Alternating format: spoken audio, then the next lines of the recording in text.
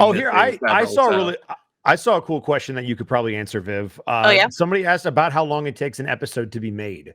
Oh, that's so I'm sure you and Adam could probably question. talk about that. Oh, I mean, well, it depends on the episode. Yeah.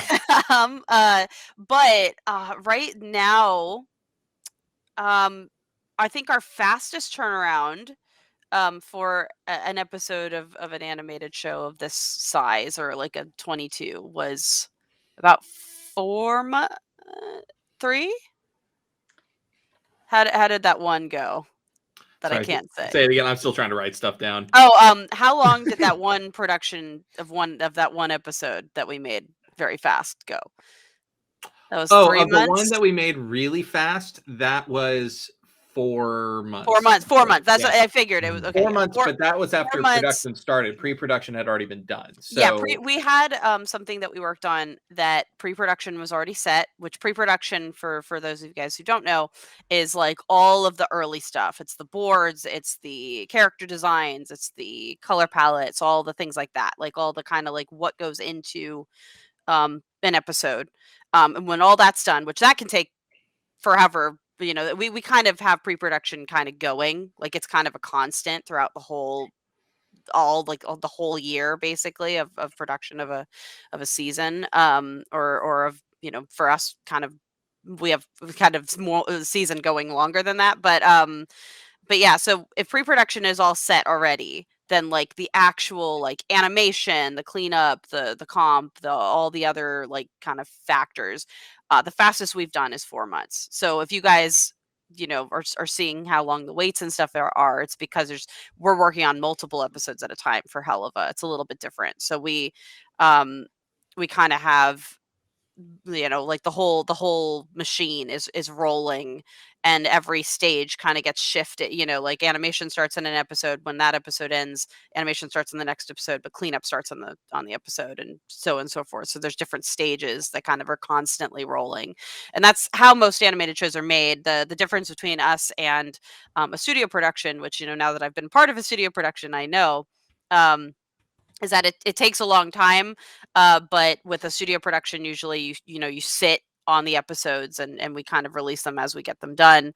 But the studio productions also have like a very, very tight schedule that you cannot, you know, change or be flexible about. Whereas with our studio, we try to be very flexible, because there's so many factors that get involved. You know, there's so many, you know, things that happen, and we have to kind of plan for that, and we have a very different kind of setup. So, but yes, that's how long an episode takes. It takes a very long time to make animation. Yeah, it's brutal sometimes, and and especially from the writing phase. You know, like, you know, it's been years since we locked the scripts. It's so interesting to like have something done and be like, oh, I'm excited to see it. Oh, I guess I'm gonna be waiting a million years for this to come out. It's just it's a tough thing being part of pre-production on something that's so long in its production, but so rewarding when it finally comes out. Yeah, when did we, this is a question for Vivian, when did we record this season? I feel like it was a year ago. It was like a year ago. It was a year ago. So when I finally got to see this episode, flabbergasted. I was like, oh my God, this is amazing. What is happening? Like, I felt like I had never read it before, because I don't remember. Yeah. I feel like that's what's kind of cool about animation for the actors, because you guys, like, you record it and then it takes so long to make it that it is kind of like fresh when you see it. Whereas we're in it so hard. You didn't even give me the whole script, I don't think. Really? Not. I don't think so. Did you record it in like batches? I think you gave me the parts that I was in. Maybe. I remember. It's funny. I don't know how casting works. So sometimes our casting team might do that, because it might be easier for the, like, you know, like it's less pages or what. But yeah, that's so crazy. So you're seeing it all for seeing it. I'm like, oh, I'm getting in the rest of the story, and yeah, it was really cool. That's awesome. Yeah, this one was a really intense episode all around. Like from an artist point of view, it was really challenging because we had a couple 3D shots in there. There was a couple there's obviously like a lot of like different colors than we were used to working with, and then like all the all the dildos on the wall were like such a like it's so funny because it was such a goofy visual, but like on a technical level, it was so complicated to get. They're all unique, right? They're like fingerprints, right? No two shape the same. So that we did cheat. We did do a lot of them that were duplicated, but we changed the color, and that's how we made them like different. You know what? That's fair because you can get them in different colors. Yeah, but you would know. What's cool though is that there still were like 5 different designs, so there's still like different ones, which is kind of crazy. Thank you, Jalen. Appreciate you. I have a question for Vivian. Your performance, like it really impressed me. Thank you. Because you're screaming. I mean, not only your emotion. I'm like, how does she do that? I was really scared. I felt bad as Chaz. Like, I'm like, Chaz, you did a bad thing, dude. He's really mad. That's real. Like, you really hurt me. And I played Chaz. And I was like, Chaz, you deserve to die. For what you did. I don't even know what you did, but you did it. Thank you, Shelton Beckton. How do I do what? Right. I mean, I know this is such a general question, but it's like, how do you do, like, did you get hurt doing that? No. So here's the true story. The true story is season 1, after I went in and recorded my first, I guess it was like 6 or 8 I did in the first run. I literally thought I was gonna die after that session because I was so excited and I was so hyped and I just wanted to go for it. And like, I was definitely hemorrhaging for like a week after that. But then I was like, you're vocally trained. Why are you going to do that to yourself? So I started placing everything, right? So just go into my mask and do what I have to do without resting on my chords is the trick. Because, you know, Viv is so kind and loving of Millie and she really champions her as a fighter. And so I have lots and lots of battle cries all the time and effort. So thank you so much, Viv. That's fine. With Lindsay and Richard, you guys were the most encouraging, made as an actor, made me feel safe. And it made me feel like I could do whatever I wanted. I could take risks. And it was like, I have to compliment you because you made me better for sure. Like you really that's, you know, I believed you. I was like, yeah, they really like what I'm doing. So I'm going to keep going. Yeah. You know? It's really, of course, like it's really cool to work with Richard because Richard reads with everybody, and so we get to kind of see the scene like play out in a way, in a form, and you know, I love seeing what you guys bring to something. Like some of the funniest jokes and moments are bits that were kind of created by you guys in the booth or kind of came from like playing out the scene with Richard and things like that. And I don't know. I love that because I feel like that's just so much more authentic and so much more fun to involve sometimes than what we have written. So we do that a lot. Like I think the really good example for you, Eric, is the one in the song where you're doing the bit where he like almost he trips over his words in the song. I feel you feeling me, and I feel it. Saxophone. Hey. That was words. That wasn't in the script. It was Sam Haft, the musical genius who wrote Chaz Time. He had that line actually made sense, and it was really intricate. And as I was performing it, I felt myself. I'm like, I am not gonna say it, but I'm gonna make it seem like something. And so I made it seem like you know, Chaz is the bumbling fool with his lyrics. It worked in character. Yeah, it worked really well because that bit makes me laugh every time. Oh, cool. Those are those happy accents. The mistakes or gifts that you always hear about? So I have a couple questions written down from the chat. So first of all, this is a fun one. Just outside of the characters that you play, who is everybody's favorite character and why? Why you do that to us? Yeah, that's like who's your favorite kid? What the hell, dude? Yeah, I know. I'll start. I'm super biased. I like Moxie a lot.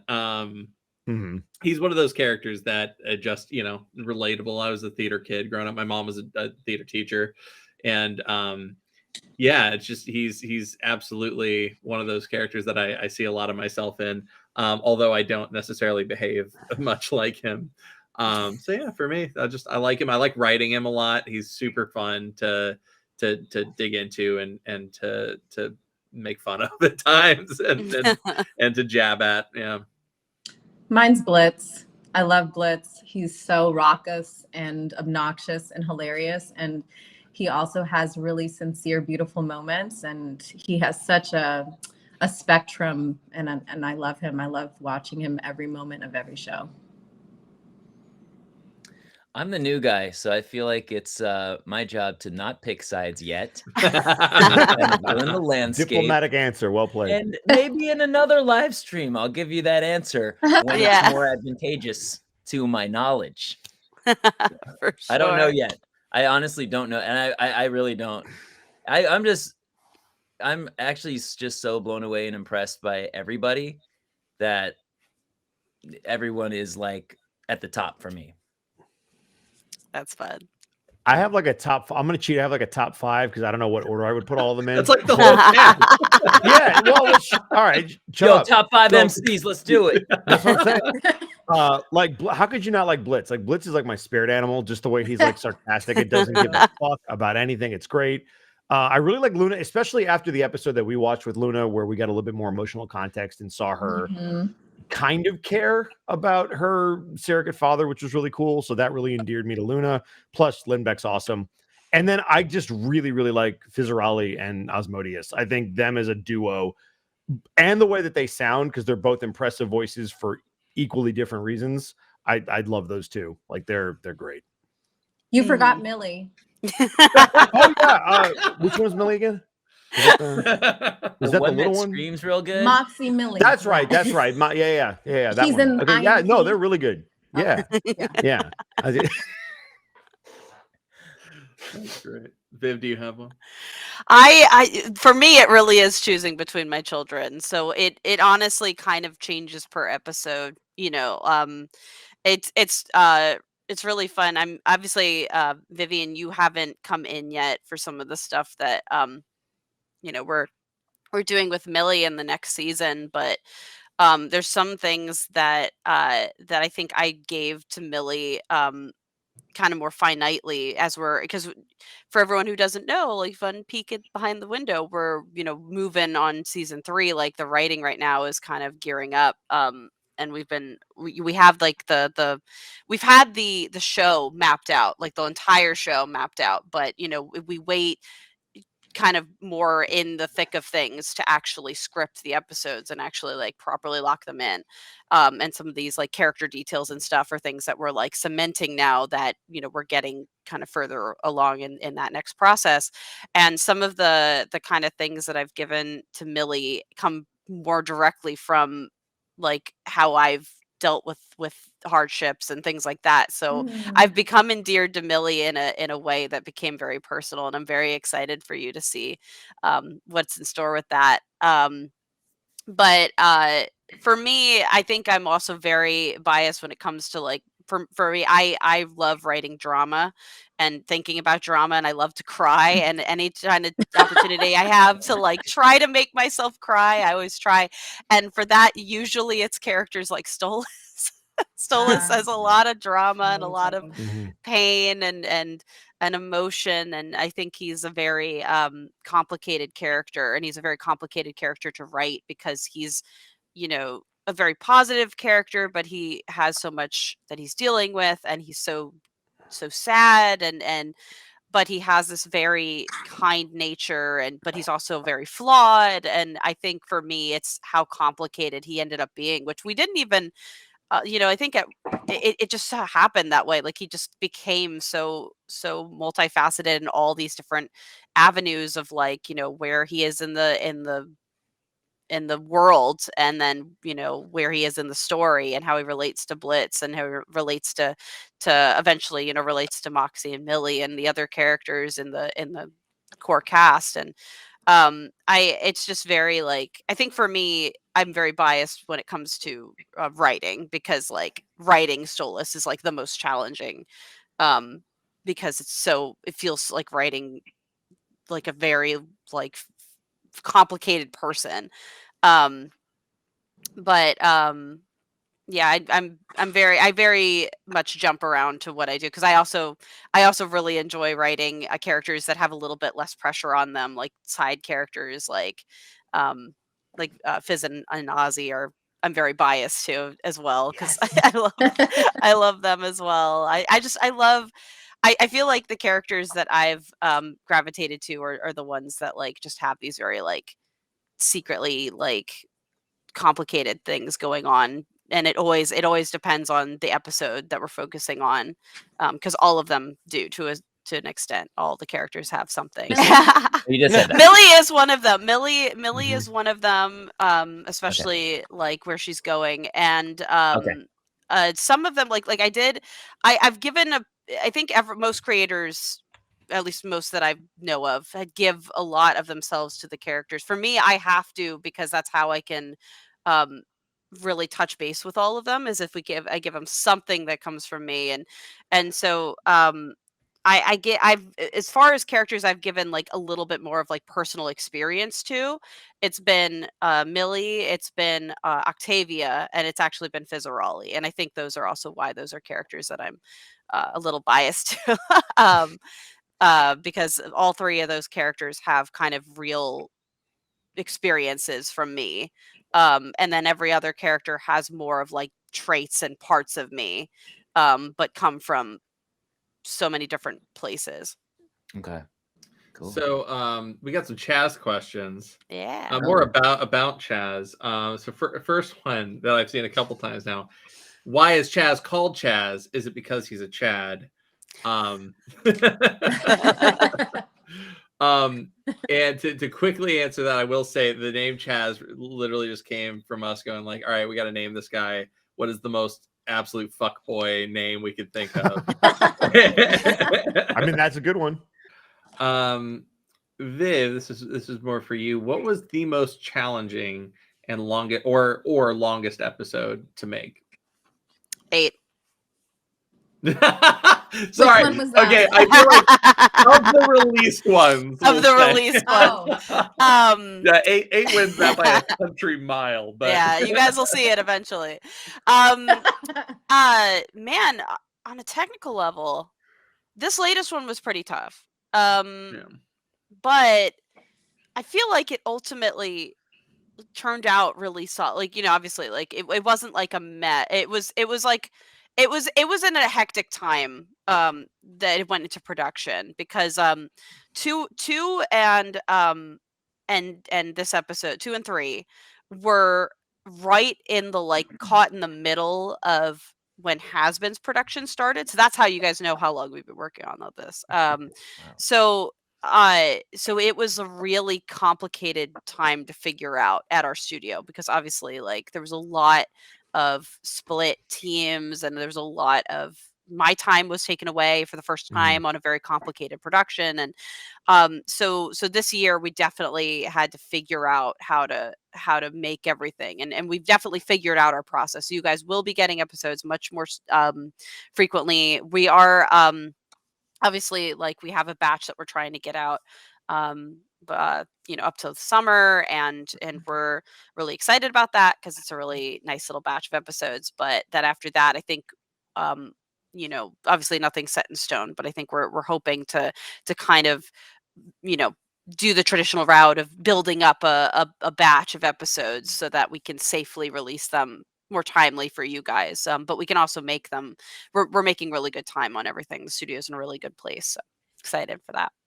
Definitely from an animation standpoint, like things are running smoother right now than they've ever run before. So So I have a lot of high hopes for the future. But I feel like as far as the answer, like every episode kind of has its own challenges. Like, you know, some episodes are really simple in terms of like the character animation and they're goofy, and so we can have a lot of fun with them. But some episodes have a lot of effects and action, and action and effects are already like more complicated. Some episodes have big song numbers, which kind of like are similar to action, where they require, you know, kind of an added touch and specific timing, and you know, some scenes are very like dramatic and need like more subtle acting, and it really just depends. So most episodes kind of have a mix of both, where there's a lot of zany, a little bit of action, and a song.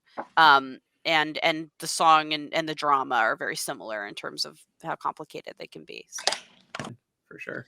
So with music, I mean, I love the musical element of it. What did you set out when you wrote it? You're like, did you think you wanted to make it very musical like that? What was the inspiration for putting music into it?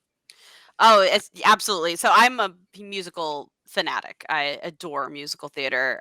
It's like my favorite thing, basically. And I almost every single project I make is a musical. It's actually more challenging for me to think of something that doesn't have musical and a musical element in any way.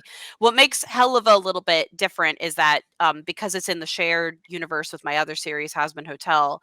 Hazbin Hotel is a very like classic Broadway style musical where like the characters just burst into song, and it's very it's kind of meant to be that. And so when I was creating Helluva Boss, I wanted Helluva to really have its own identity, and that I also wanted to be in the music side of it. So it's a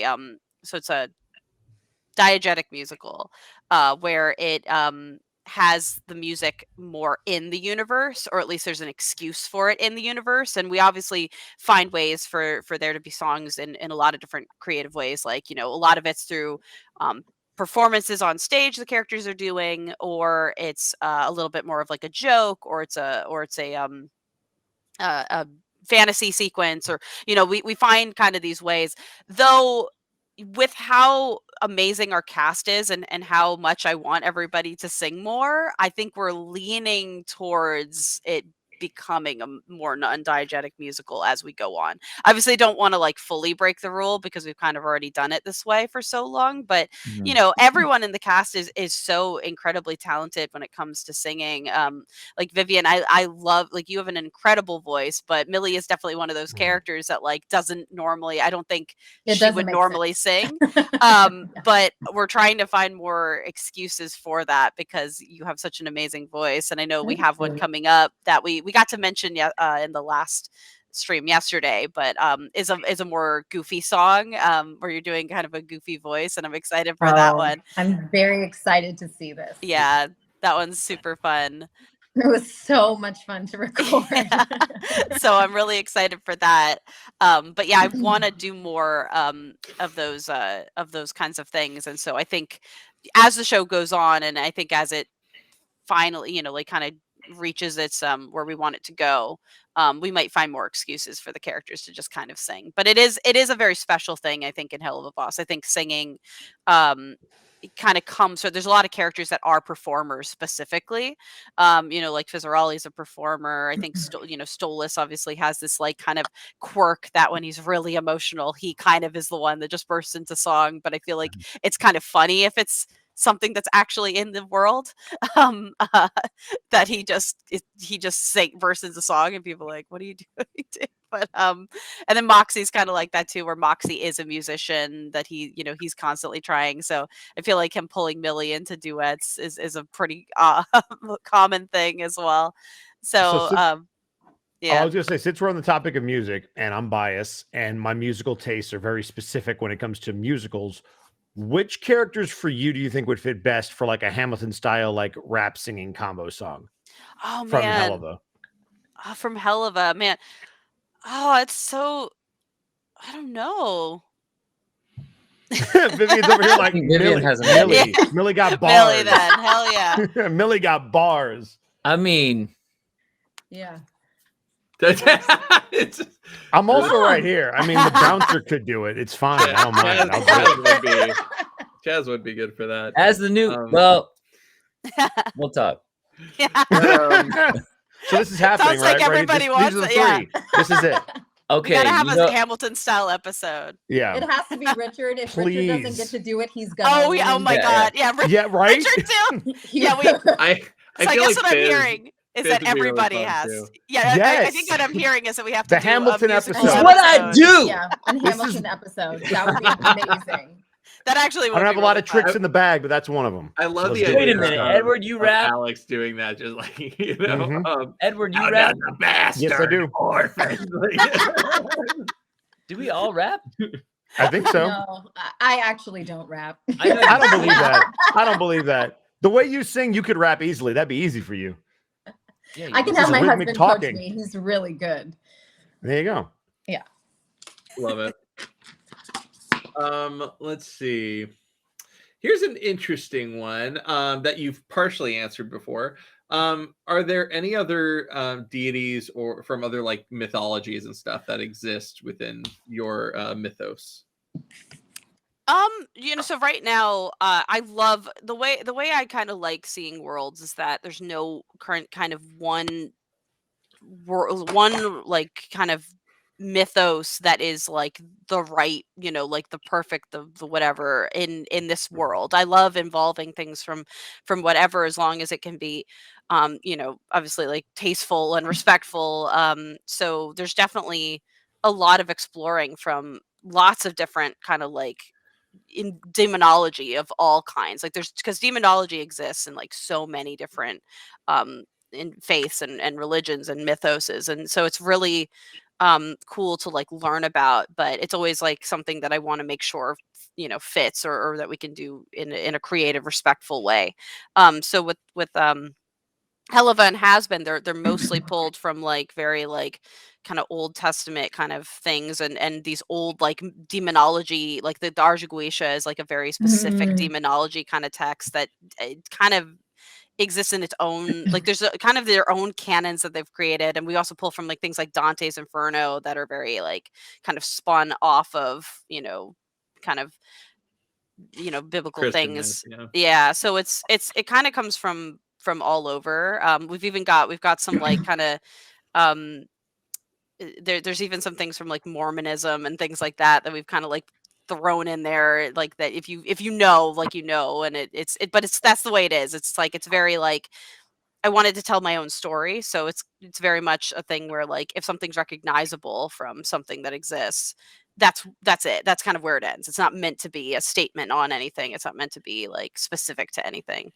Yeah, that's kind of how which it works. is also, I think, important to note that it doesn't have to follow the rules of the source material, which should go without saying for an adaptation of anything. But just it's one of the, I've seen a lot of assumptions about characters based off of like the source of that mythology, and it's like it doesn't necessarily have to follow those rules. That's kind of the fun of playing with it. If you want to just have that mythology, go read that stuff. But like well, it's funny. I know the one that I think I've seen the most like comment on is like things like Lucifer, because Lucifer is it in a lot of there's so many different like interpretations of like the devil and Satan and stuff, and fun fact for people who don't know, but in some texts Lucifer and Satan are not the same character in lore. And so in Hazbin that is the case. So Satan is actually the sin of wrath. That's why a lot of the imp characters will go, oh, thank Satan, or oh, Satan, or whatever. It's because he's kind of the deity that represents them. Lucifer is a completely different character, and he represents pride. And Lucifer is pulled more from like sort of the biblical descriptions, which is that he was this gorgeous angel that disobeyed and things like that. So he's meant to be this very porcelain, like kind of prettier looking, like kind of I think that's why he kind of leans into the the very like lean like sexy man that I apparently draw a lot, which I do. So he leans into that. Yeah, I saw this a couple times too. Level Up Expo. We had a great time there. They want to know if we'll be coming back at all. I don't know that that's a for sure thing, but we did love our time there, right? We loved it. Or I can't speak for everybody, I figure, but I loved that. Was amazing. It was amazing to have everybody there from the main cast in person and everything like that. And I mean, obviously, yeah, I don't know if we'll be back because that's up to the con, but I think they liked having us, so hopefully. That would be the hope. That would be the hope. It was so much fun. That was certainly the biggest and most interesting con I had ever been to. And yeah, we didn't get to see too much of it since we were behind the signing tables all day. But when we did, I mean, it was really cool setup. So I definitely love to go back, even if as just an attendee. Yeah. And I just have to say, it was my first time going to a con, and I was wildly impressed by the cosplay. I mean, you know, they asked me to make a costume for my daughter for her picture, and I'm shoot me now.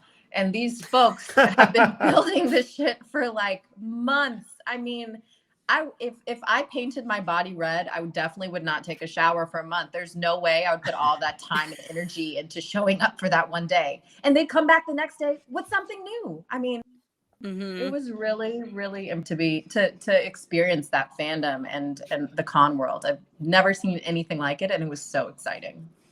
Yeah, the cosplays are next level for that. Like I always joke with anyone that like my characters are very hard to translate into any kind of reality. Like they were not made for that. They're made to be cartoon characters, and they're very specific.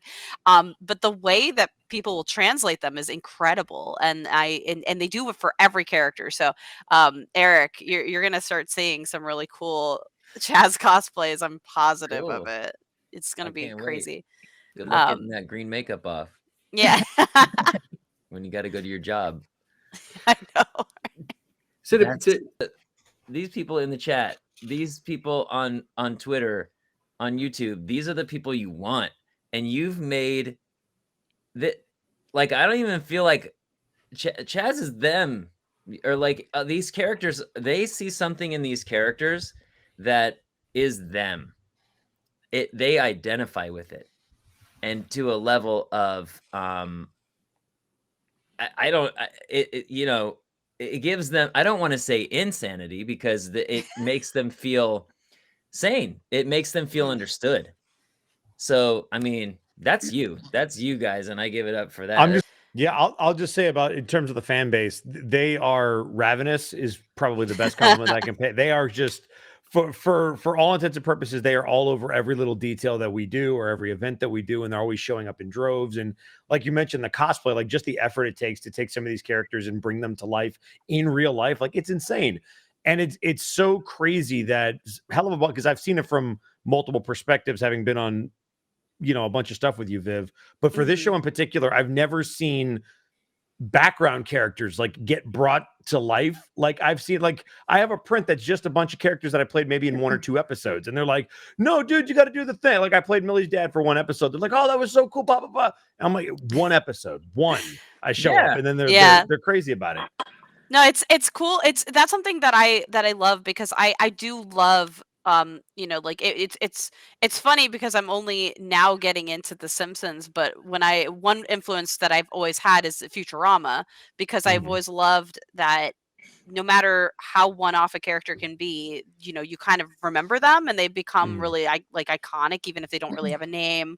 And that's kind of how I want to treat my worlds, is that I like even little incidental characters like having names and maybe recurring, and that's kind of how we get characters like Wally, who like I just loved, like this like goofy little like I say like goofy character. And I liked the idea that he keeps coming back in like different jobs and stuff and things like that, or like the bouncer. Like I've joked to Adam that like obviously we can't really do an episode in the main series about it, but if we ever explored more of the world, Ozzy's like club is such a fun setting that I'm like, that could even be like a fun workplace like comedy where like the bouncer is a character, and like like there's things like that. Like I feel like there's so much opportunity for characters outside of the main cast to be like, I don't know, there's just so much. I love creating characters that feel like they could be the main character of their own thing. So that's funny enough. That's how Helluva came to be, because I was developing characters for Hazbin Hotel, the series, and I came up with these imps. I was like, what are imps like in this world? Like the kind of little pitchfork wielding characters that are known to be in hell. I was like, what would they be like in this world? And that turned into Helluva Boss, and so I feel like that can kind of be done all across, and it's always what I have to stop myself though, because I'm like, there's only so many that we can do, and there's so much. I want to focus on getting Helluva Boss finished, but there's so many opportunities for expansion and stuff in this world, and that goes for Hazbin too. There's like that world can be expanded as well. So it's so fun. When you said that, Viv, it made me think of a question. But Vivian, did you want to say anything about the fans or your experience with them, whether it's at a convention or just online with the prints and everything? Vivian Nixon? Yeah. Oh, I thought I did. Yes, I have had the most remarkable time working with, getting to know these fans. I've spent so much of my time on stage or in front of a camera or in a studio without interaction with the people that consume what I do for a living. And it has been inspiring and humbling to get to see people's faces and shake their hands and just to tap into the universe of anime and cons. It's been wonderful, and I love the fans, and I just want to say thank you so much for supporting what we do and for allowing us to do what we love all the time. It is the gift of a lifetime. So Adam, I don't want to step on your toes, but Viv, your response made me think of something. Have you ever designed a character for, let's say it's Hazbin or one of your other shows, or for Helluva Boss, and gone, this doesn't really fit in this show, but I can yoink them out and put them in this other show? Have you ever cross-pollinated like that in that regard? All the time. Yeah. Literally how every show has come to be has been that. Like because because when I first, like, my first ever project was this project called Zoophobia, which was like my childhood, like that one's like my childhood project that I was working on since I was in like middle school, like elementary, even like to college. And I had it as a web comic, and it was my first ever thing I'd ever made, and I thought that was going to be my big thing. Like I was like, this is, and it, because of that, it had everything. It was a mess. It was like, it had folklore, it had urban legends, it had hell, it had aliens, it had like every, it was too much. It was too much. And then the whole project was based in like this animal created world that was like almost its own like lost world, kind of in the middle of like a fictional earth that had like this giant forest, that it was just like this little society where there was like sentient animals and shapeshifters, and it was just a mess. It was a lot of things. I like to think it was a soup, like it was a soup with everything in it, because it was everything I was interested in, one story and one narrative, and it was like this massive narrative. And a lot has changed. Obviously, I kind of realized this is too much. It's too ambitious. Then Disney made a movie called Zootopia, and I went, all right, well, there's my branding gone. So while I would still love, like, we actually made a Zoophobia short not that long ago. I think it was maybe 2 years ago now. But I have wanted to explore those characters again in animation, and I want that to be a comic someday. But I've been able, thanks to doing that, exactly what you said, is where I steal, because the Hazbin characters were in that at one point, like Alistair and Angel and Charlie and all that were in that story. They were in like book 5 of this like ridiculous overly whatever story. I decided, no, these characters don't even feel like they relate that much to the Zoophobia cast, and they're kind of the side mission that happens way later in the game. I think I'd rather just explore that, and so I yanked them out, and obviously I've developed them into their own world and their own cast, and that has definitely worked out. So Hazbin became its own thing, and then through that, Helluva became its own thing through developing Hazbin further, which they're in the same universe, but I think I've learned to do that more and more. So Zoophobia actually being my main hub is actually where I pull the most from. So there's tons of characters that were in that world that I've decided to pull out and make their own project. And thanks to that, that's made Zoophobia smaller. And Zoophobia now is going to be like a more young adult. Like originally it was like Hazbin, where it was like super like got really dark and got really adult and stuff, and that's just because it was my only project. But now I think it's going to be allowed to be like a young adult series that's like an adventure, and it has a much smaller cast and a much smaller story. But that's what I've learned actually to do is when I come up with fun ideas, don't just put them all into one pot, put them in different pots and different soups. Put yours out. All right. So this is a question for particularly the cast, but Viv, if you want to find a way to answer this, you could. If any of you could swap to another character in Helluva, who would you love to take a crack at if you had the shot?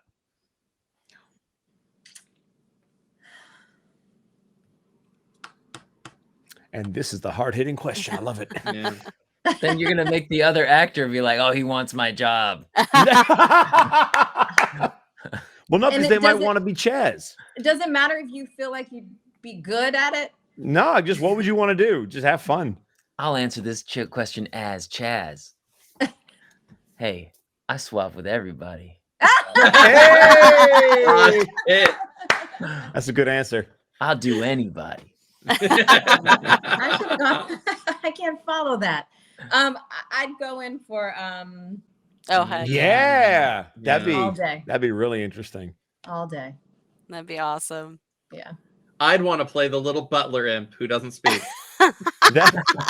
You might already do that. See, yeah. Yeah, maybe you do. As long as he doesn't Kind of do. speak, You're right. it's just right? played by Adam. Done. No, I have to answer. Shoot. Yeah, come on. You know You wanna what? play chess? I'm You gonna be play chess, ballsy. I would love to try Fizzarolli because he's got such a unique style. I would love to try to put my spin on that.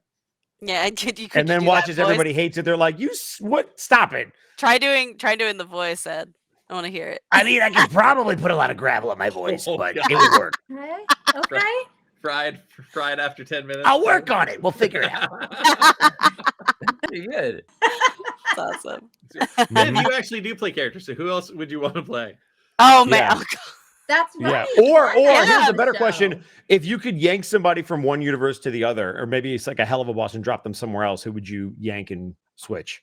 Oh, I mean, I wish I adore crossovers. So someday I would love to cross over the shows. Maybe that'll be possible. I have no idea. But I love crossovers. So any of them, honestly. Any characters walking through.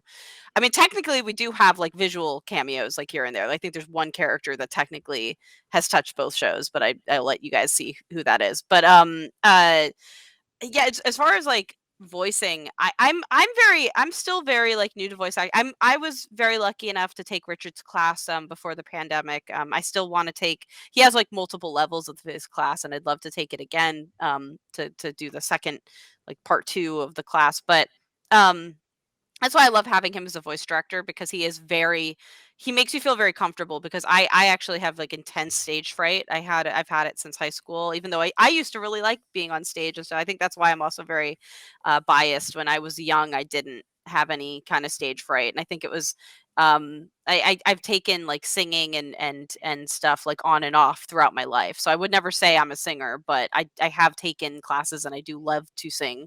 And I'm trying to get better at it, but I did get very intense stage fright that hit, I think, as soon as I wasn't in those spaces anymore. And so now, like, it takes a lot of alcohol to get me comfortable enough to just sing in front of people, unless it's like my friends at karaoke or something. But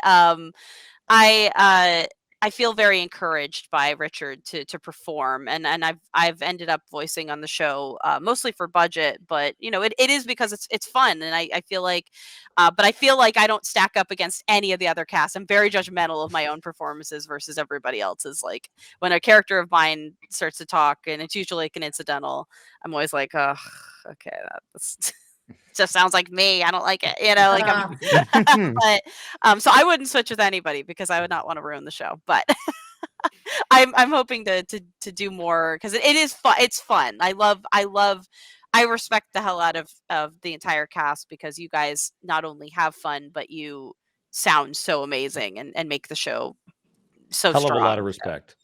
Well, you know what? I feel like you could give yourself more credit. I agree. I'm just so impressed. Thank you. I'm so impressed with everyone, like I said. Yeah, thanks for making me a part of it. It's really cool. Yeah, and Viv, your Keeney was awesome. So I don't know who else you voiced, but Keeney was amazing. That Thank you. Love Come Deary. on, what are you talking about? You. Oh, thank you. But do you know what the truth is? I think we're all our own worst critics, and I don't know if you guys feel like this, but I think my work is shit sometimes too. So amen, absolutely. Welcome to the club. You're actually amazing, and so you should pick to keep the inspiration going for all those actors out there who beat themselves up all the time. Yes. Oh, thank you. So you should pick. Oh, okay, I should pick. Okay. You should absolutely pick. Who? All right. So who would be really fun? Man, I guess Via would be fun. Via would be a fun character. Hey, okay. He's been kind of a moody teenager. I can do that sometimes. Nice. I used to be that.